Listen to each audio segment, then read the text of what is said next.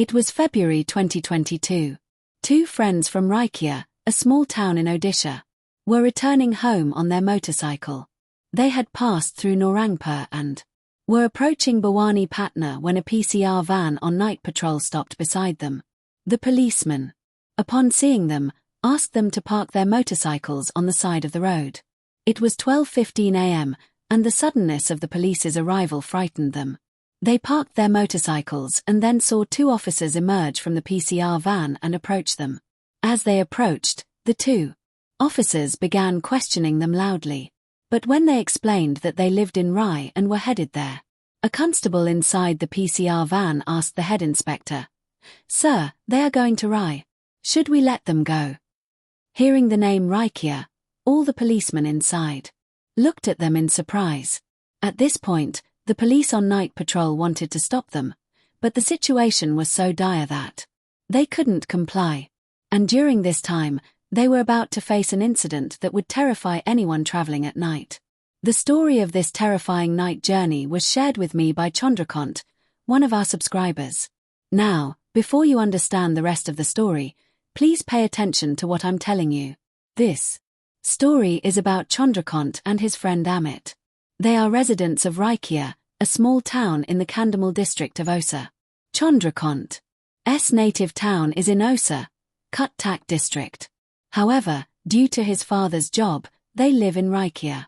His friend Amit is 2 years younger than him, but they have a deep bond. They share their thoughts with each other and go out together whenever they go out. It's now February 2022. Chandrakant has completed his Bachelor of Arts degree and is preparing for the GATE exam. Chandrakant and Amit were in a long-distance relationship. Chandrakant's girlfriend lived in Rajkariyar, Odisha, and his friend Amit's girlfriend lived in Jaipur, Odisha. But the problem was that when Amit's girlfriend, who lived in Jaipur town, visited his native town, Raikia, where she was also studying, they couldn't meet there because Raikia is a small town and the two families had limited chances of establishing long-distance relationships. They knew each other. They would meet from a distance, standing on the roadside, sometimes even coming to the rooftop of a house, and that's how they would meet. February 23, 2022, was Amit's girlfriend's birthday. He told Chandrakant, "It's her birthday today. I have to go. You should also go and meet your girlfriend." Chandrakant agreed without thinking.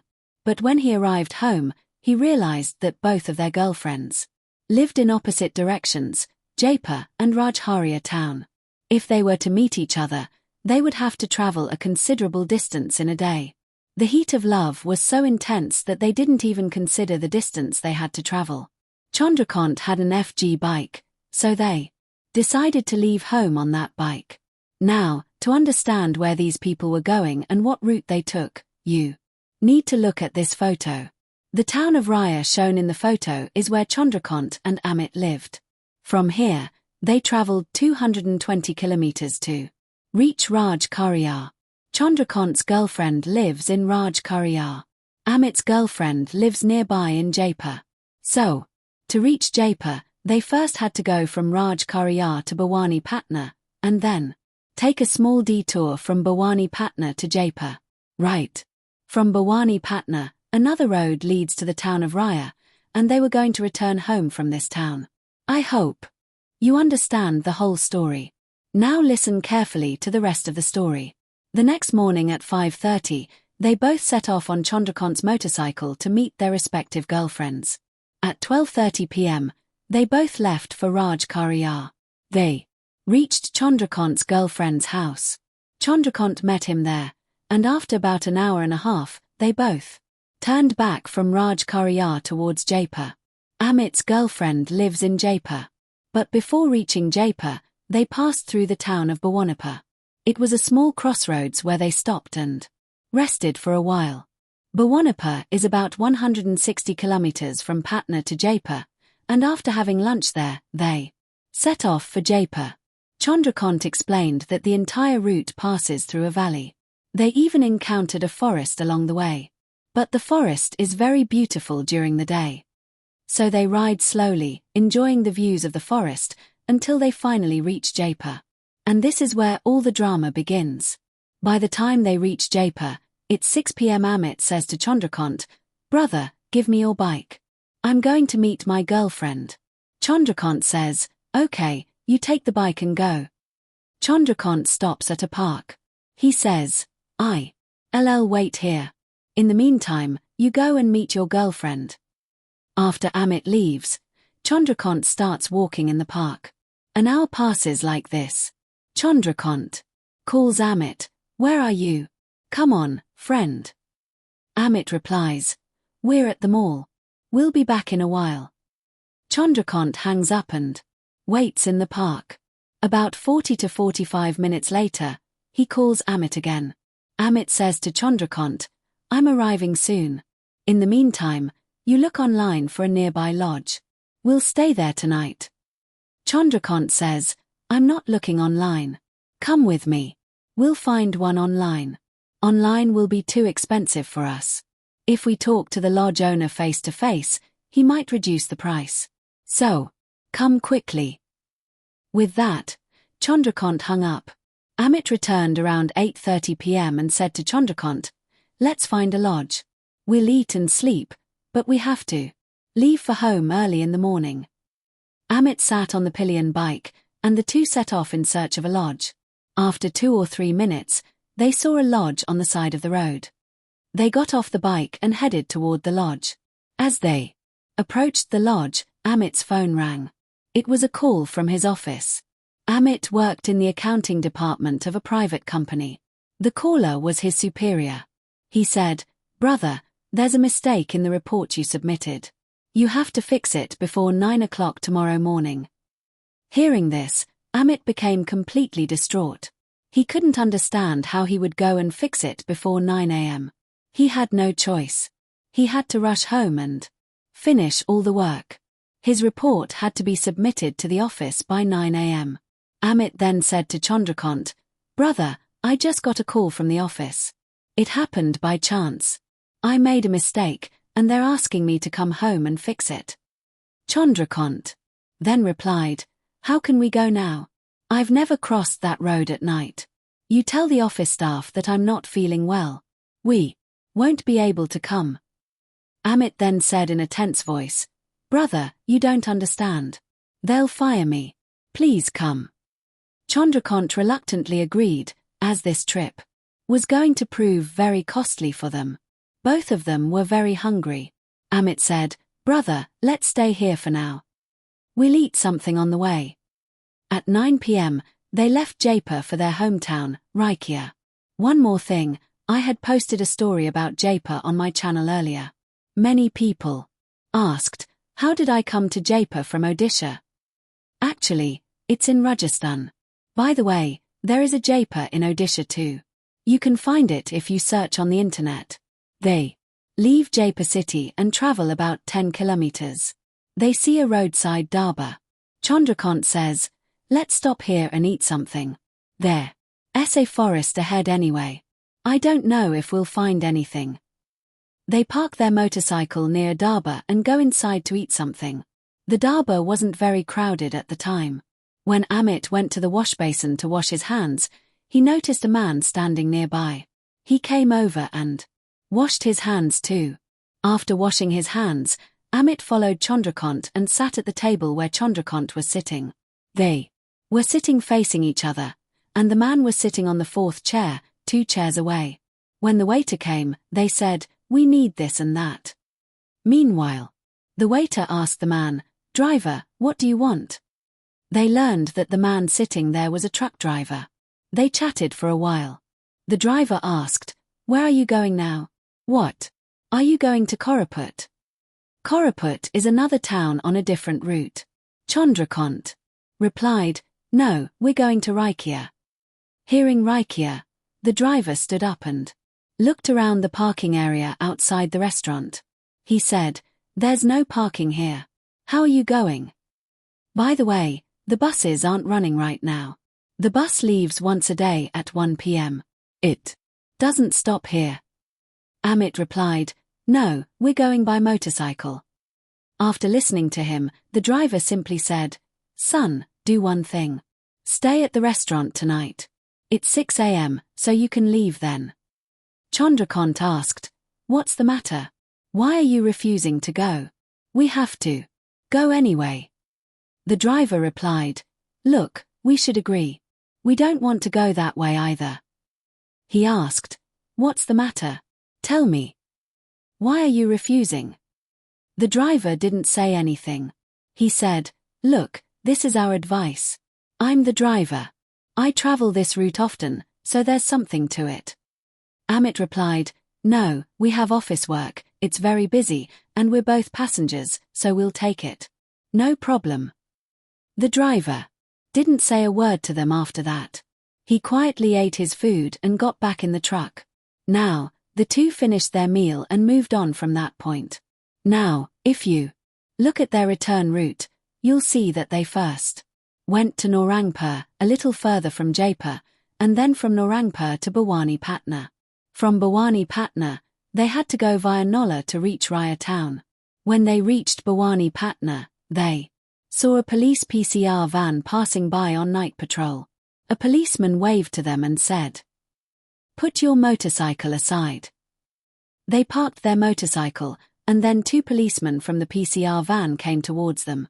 As I mentioned earlier, they were loudly asking, "Where are you going?" When they said they were going to Raya, the two constables told their head constable, "Sir, they're asking about Raya." Hearing Raya's name, the senior inspector got down from his seat. The head inspector came up to them and said, "Is it so important to go? How will you go so far on a bike? And this is a forest path." He told the two constables, "Sir, something urgent has come up at his office. We have to go." The senior inspector then instructed the two constables, "Take their pictures. Take pictures of their Aadhaar cards and their entire bikes, and then let them go." The constables did just that. After taking pictures of their bikes, number plates, their pictures, and everything in their luggage, he told them, "Look, you're not admitting it. Go very carefully." Both of them said, "Yes, okay, sir. Don't worry." Saying this, he crossed the Bhawanipatna area. After crossing the Bhawanipatna area and riding for about an hour and a half, they reached Nola at 2 a.m. Upon reaching Nola, they saw 20 to 25 police officers standing ahead, blocking the road. They stopped their motorcycles near the officers. Then they said, "Listen, don't go any further. The Rampa forest lies ahead, where 2 or 3 thefts and murders have already taken place. A gang of criminals is carrying out these activities, and the villagers around the forest patrol the road at night. If you go, they might mistake you for thieves and kill you. Don't go now." Chandrakant then says, "Sir, why would they kill us? We're just 2 people on a bike. It's very important for us to go." Just then, a policeman points out, "Look, there are wild animals on that road, and many strange things happen. Don't go yet." Amit then said, "Brother, we're about 60% of the way. Only 40% of the work is left, and we still have office work to do." So, the two of them told the police all this. They explained. What could they do now? They were helpless. The policeman said, "Okay, go, but be careful. If the villagers stop you, stop quietly and tell them we're only going to Raikia. Don't try to escape." After talking to the two policemen, they continued on. As they passed the police checkpoint, it started raining heavily. It was cold, so Chandrakant was riding the bike and was feeling very cold. The boy, Amit, was sitting behind Chandrakant, holding him tightly. After riding for 6 kilometers in this rain, Amit said, "Wait, brother. I have to go to the toilet." Chandrakant replied, "Okay, I'm stopping. Come quickly. It's raining so hard, I'm having a hard time driving." Amit went to the restroom for a while, then came back and got on the bike. Chandrakant asked, "Did you finish everything?" Amit said, "No problem." Chandrakant started the bike and slowly started moving forward. The heavy rain had reduced visibility, and Chandrakant was having a hard time driving. He said to Amit, If I can't make it, there's a hut ahead, so we'll stop under it for a while. We'll leave when the rain stops. Amit then simply said, we'll go 1 kilometer further from here.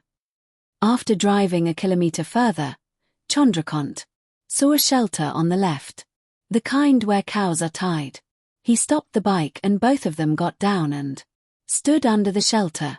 It was getting quite dark, so Chandrakant turned on his bike's emergency lights so that no one would mistake them for thieves.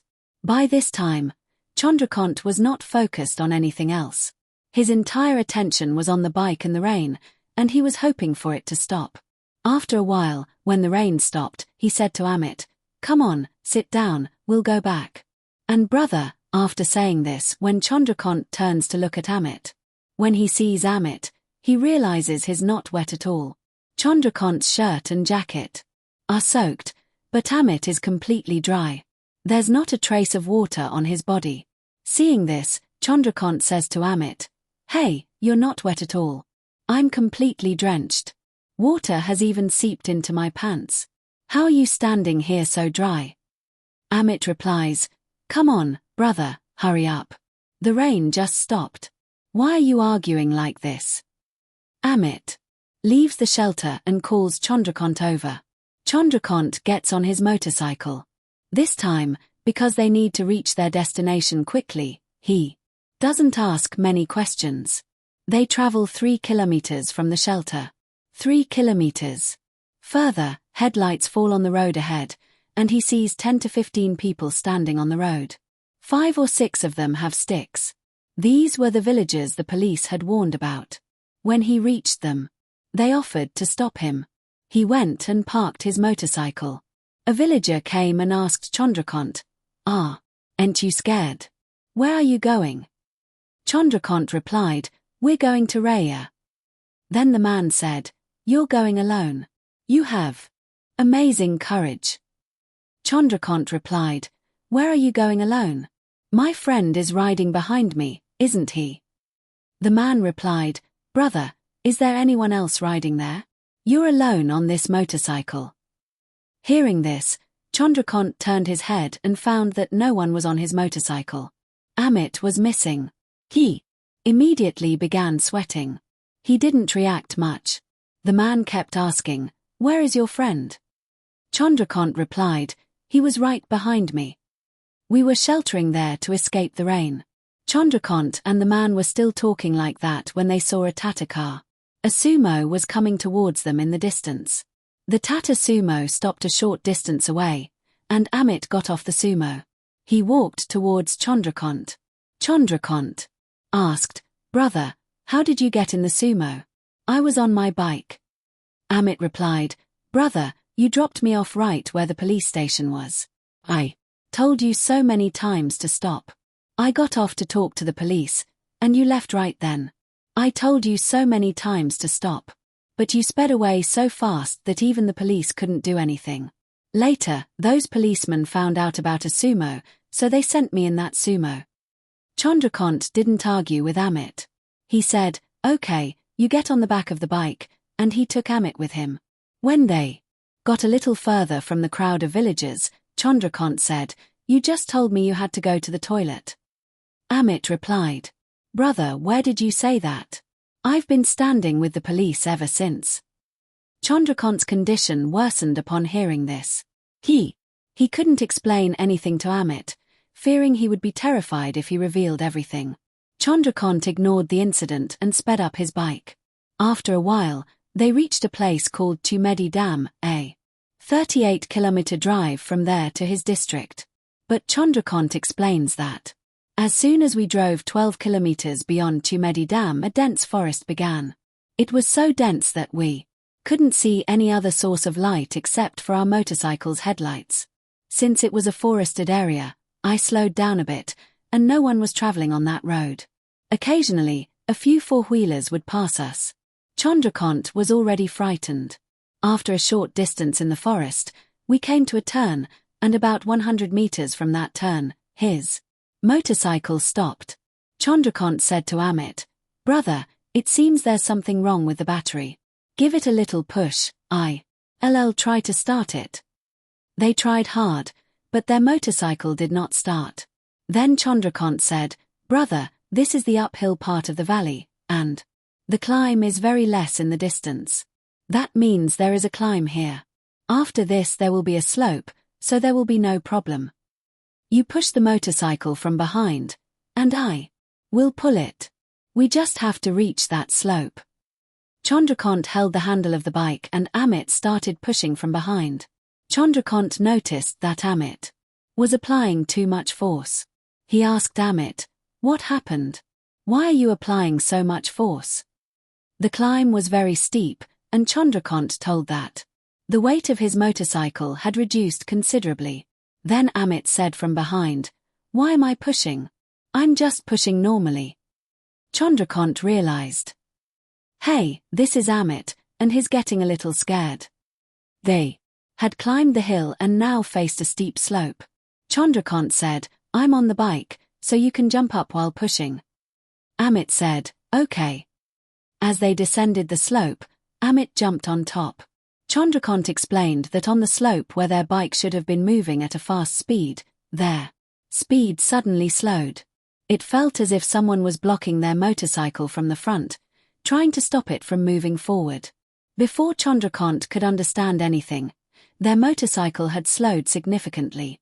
Just then, Amit came to his ear and said, "Brother, I think someone is coming from behind." Hearing this, Chandrakant looked in the side mirror and saw a man in white dragging something on the road. He couldn't see clearly due to the fog. Chandrakant tried to look carefully, but he couldn't see him. The man's face was not visible. Chandrakant had parked his bike on the side of the road by this time. At the very spot where he had hoped to accelerate, he encountered so much resistance that he couldn't even move forward. So, the two of them, quietly, they parked their bike on the side of the road and sat on it. Then, they saw a man dressed in white walking across the middle of the road toward the forest. He turned to look at them, but they didn't respond. They were staring straight ahead. Chandrakant saw from the corner of his eye that the man was standing in the middle of the road, watching him. But he didn't have the courage to make eye contact or see who it was. Now, however, after staring at them for a few seconds, the man slowly began to turn toward the forest. At that moment, Amit called from behind, "Brother, I'm very scared." "Who is this, brother? There are no houses around here. Who is this stranger, brother?" Saying this, Amit grabbed Chandrakant even tighter from behind. Chandrakant then said, "Whatever happens, don't get off the motorcycle." They both parked their motorcycle on the side of the road and silently watched the man. Chandrakant explained, "The fog lights on my motorcycle were on. That man had just passed behind us. But as soon as our fog lights fell on her, we saw that she was a woman. Her hair was completely white, and the white strands fell on her face. Then, they saw the woman go 30 meters ahead of their motorcycle and sit on the other side of the road. She opened the sack she was dragging and took something out. They saw it was the skeleton of a little girl. The woman stretched her legs out toward the road and placed the skeleton on her feet, just like applying motor oil to a baby. They saw her applying turmeric to the side of the skeleton's feet. The blood had completely dried. They were at a loss for what to do. A minute and a half later, they saw the woman wearing a garland of flowers. She broke it and placed it on the girl's skeleton. As soon as she placed the garland, the woman began crying loudly. The woman cried for about 20 minutes, and they both didn't have the courage to cross her and move on. They sat quietly on their motorcycle, waiting for morning. After 20 minutes of crying, the woman stood there. As soon as she stood, Chandrakant said, "Listen, Amit, let's put the motorcycle on our feet. Let's push off and get out of here quickly." And they did just that. Pushing the motorcycle with their feet, they crossed the area. As they passed a woman standing on the side of the road, Chandrakant suddenly got an idea. He turned back to see what she was doing. As he looked back, he saw a woman hanging from a tree on the side of the road. 23:29. His soul trembled. He accelerated the motorcycle up the slope, and in the meantime, his motorcycle started. They had gone 3 kilometers ahead from there. He saw a woman. A villager. She never went out to use the toilet in the village, but had gone out early this morning. A motorcycle stopped near him. He began panting heavily. His uncle asked, "What happened? Where are you coming from at this time?" Chandrakant then told him everything.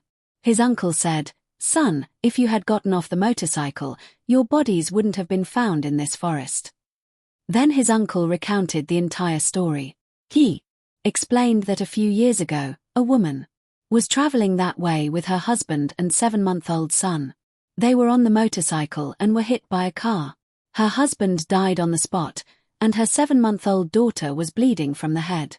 Holding her husband's body and daughter's in one hand, she wanted to take them back to the village. 40 meters from the accident site, she discovered that her daughter was also dead. Overwhelmed with grief, she placed the bodies of her husband and daughter on the side of the road and wept for a long time. In the evening, people tried to take her to the village, but she refused. The next morning, passers-by found the woman hanging herself from a tree, 25:02. Her spirit still haunts the forest. About a year ago, this woman had preyed on several people passing through the forest. Their spirits also wander here, deceiving and scaring passers-by. You didn't abandon your bike.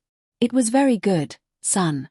After listening to Uncle, these people sat down, drank some water, and then returned home in the morning. So, friend, that was the whole story. If you know of a similar incident, you can send me your story at the email address below. If you'd like to see more scary stories from Odisha, click the I button above to find a link to a playlist. In that playlist, you'll find selected stories from Odisha that you can enjoy. See you in the next video. Until then, take care and Har Har Mahadev.